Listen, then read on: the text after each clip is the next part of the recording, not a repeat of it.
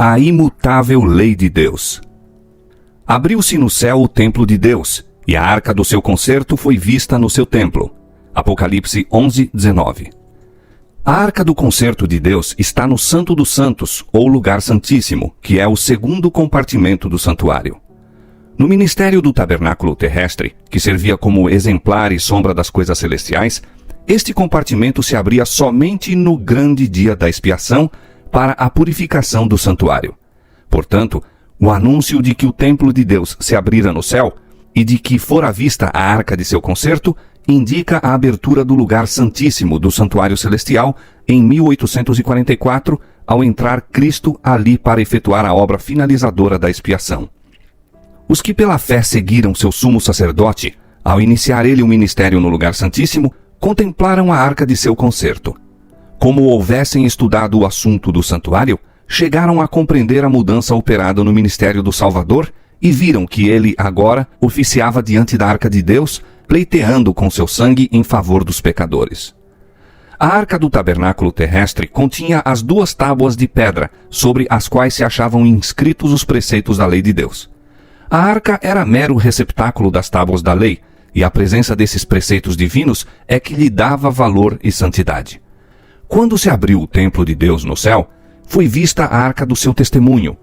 Dentro do Santo dos Santos, no santuário celestial, acha-se guardada sagradamente a lei divina, a lei que foi pronunciada pelo próprio Deus em meio dos trovões do Sinai e escrita por seu próprio dedo nas tábuas de pedra. A lei de Deus no santuário celeste é o grande original de que os preceitos inscritos nas tábuas de pedra, registrados por Moisés no Pentateuco, eram uma transcrição exata. Os que chegaram à compreensão deste ponto importante foram assim levados a ver o caráter sagrado e imutável da lei divina. Viram, como nunca dantes, a força das palavras do Salvador. Até que o céu e a terra passem, nem um jota ou um tio se omitirá da lei. Mateus 5,18. A lei de Deus, sendo a revelação de sua vontade, a transcrição de seu caráter, deve permanecer para sempre como uma fiel testemunha no céu. Nenhum mandamento foi anulado, nenhum jota ou tio se mudou. Diz o salmista: para sempre, ó Senhor, a tua palavra permanece no céu. São fiéis todos os seus mandamentos, permanecem firmes para todo o sempre. Salmo 119, 89 e Salmo 111, versos 7 e 8. No próprio centro do Decálogo está o 4º mandamento, conforme foi a princípio proclamado. Lembra-te do dia do sábado para o santificar. 6 dias trabalharás e farás toda a tua obra, mas o 7º dia é o sábado do Senhor teu Deus. Não farás nenhuma obra, nem tu, nem teu filho, nem tua filha, nem o teu servo, nem a tua serva, nem o teu animal, nem o teu estrangeiro que está dentro das tuas portas. Porque em 6 dias fez o Senhor os céus e a terra, o mar e tudo que neles há, e ao 7º dia descansou. Portanto, abençoou o Senhor o dia do sábado e o santificou. Êxodo capítulo 20, versos 8 a 11. O Espírito de Deus tocou o coração dos que estudavam a sua palavra. Impressionava-os a convicção de que haviam ignorantemente transgredido este preceito, deixando de tomar em consideração o dia de repouso do Criador. Começaram a examinar as razões para a observância do 1º dia da semana em lugar do dia que Deus havia santificado. Não puderam achar nas Escrituras prova alguma de que o 4º mandamento tivesse sido abolido ou de que o sábado fora mudado. A bênção que a princípio aureolava o 7º dia nunca fora removida. Sinceramente tinham estado a procurar conhecer e fazer a vontade de Deus. Agora, como se vissem transgressores de sua lei, encheu-se-lhes o coração de tristeza e manifestaram lealdade para com Deus, santificando o seu sábado. Muitos e tenazes foram os esforços feitos para subverter-lhes a fé. Ninguém poderia deixar de ver que, se o santuário terrestre era uma figura ou modelo do celestial, a lei depositada na arca, na terra, era uma transcrição exata da lei na arca, que está no céu, e que a aceitação da verdade concernente ao santuário celeste envolvia o reconhecimento dos requisitos da lei de Deus e da obrigatoriedade do sábado, do 4º mandamento. Aí estava o segredo da oposição atroz e decidida à exposição harmoniosa das Escrituras, que revelavam o mistério de Cristo no santuário celestial. Os homens procuravam fechar a porta que Deus havia aberto e abrir a que ele fechara. Mas o que abre e ninguém fecha, e fecha e ninguém abre, tinha declarado: Eis que diante de ti pus uma porta aberta, e ninguém a pode fechar. Apocalipse capítulo 3, versos 7 e 8. Cristo abrira a porta, ou o ministério, do lugar santíssimo. Resplandecia a luz por aquela porta aberta do santuário celestial, e demonstrou-se estar o quarto mandamento incluído na lei que ali se acha encerrada. O que Deus estabeleceu, ninguém pode derribar. Os que aceitaram a luz relativa à mediação de Cristo e à perpetuidade da lei de Deus, acharam que estas eram as verdades apresentadas no capítulo 14 de Apocalipse. As mensagens deste capítulo constituem uma tríplice advertência que deve preparar os habitantes da terra para a segunda vinda do Senhor. O anúncio, vinda é a hora do seu juízo, aponta para a obra finalizadora do ministério de Cristo para a salvação dos homens. Anuncia uma verdade que deve ser proclamada até que cesse a intercessão do Salvador e ele volte à terra para receber o seu povo.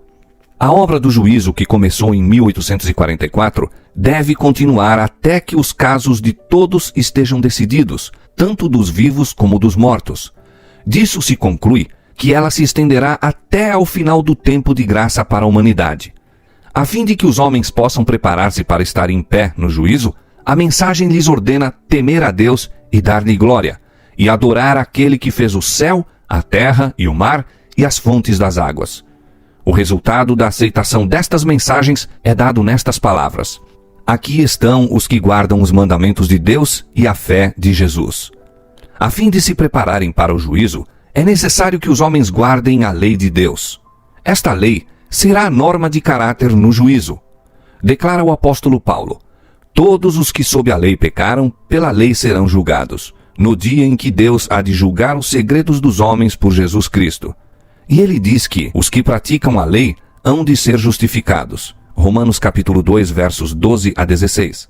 A fé é essencial a fim de guardar-se a lei de Deus, pois, sem fé, é impossível agradar-lhe, e tudo o que não é de fé é pecado. Hebreus 11, 6, Romanos 14, 23. Pelo primeiro anjo, os homens são chamados a temer a Deus e dar-lhe glória, e adorá-lo como o Criador do céu e da terra. A fim de fazer isto, devem obedecer à sua lei.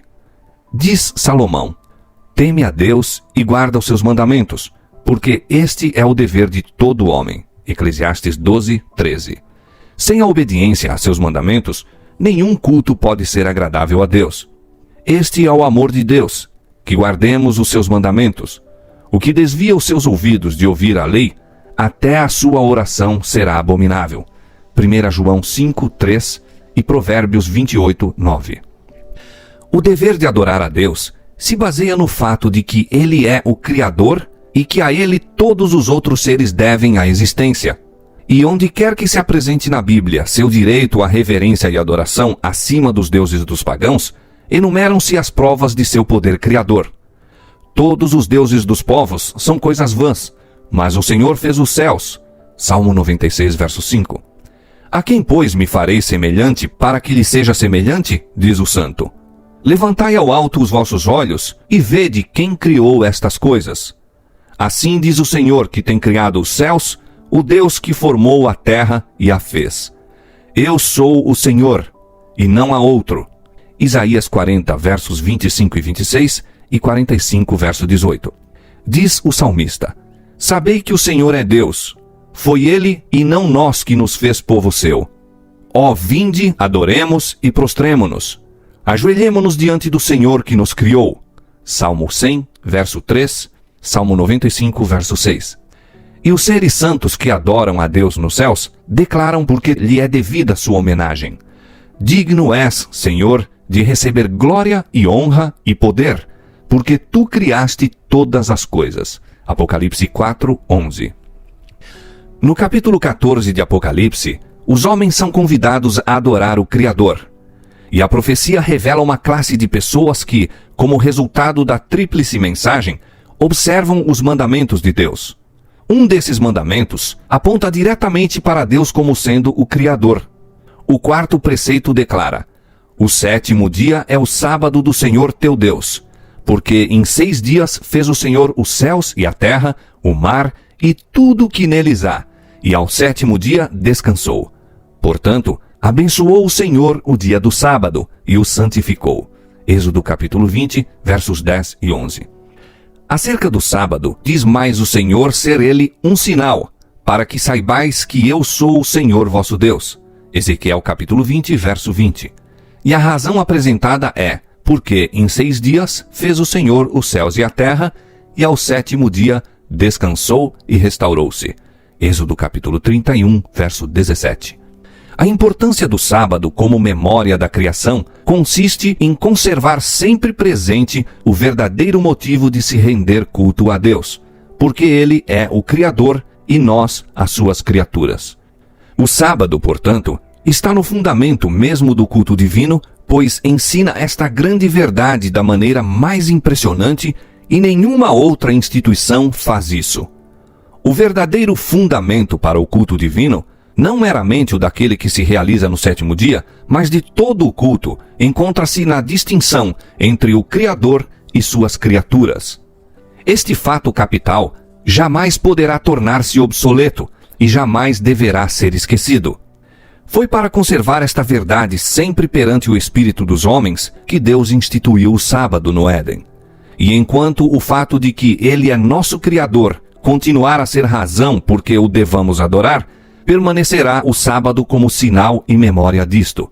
Tivesse sido o sábado universalmente guardado, os pensamentos e afeições dos homens teriam sido dirigidos ao Criador como objeto de reverência e culto, jamais tendo havido idólatra, ateu ou incrédulo. A guarda do sábado é um sinal de lealdade para com o verdadeiro Deus, aquele que fez o céu e a terra e o mar e as fontes das águas. Segue-se que a mensagem que ordena aos homens adorar a Deus e guardar seus mandamentos apelará especialmente para que observemos o 4º mandamento. Em contraste com os que guardam os mandamentos de Deus e têm a fé de Jesus, o 3º anjo indica outra classe, contra a cujos erros profere solene e terrível advertência. Se alguém adorar a besta e a sua imagem, e receber o sinal na sua testa ou na sua mão, também o tal beberá do vinho da ira de Deus. Apocalipse 14, versos 9 e 10.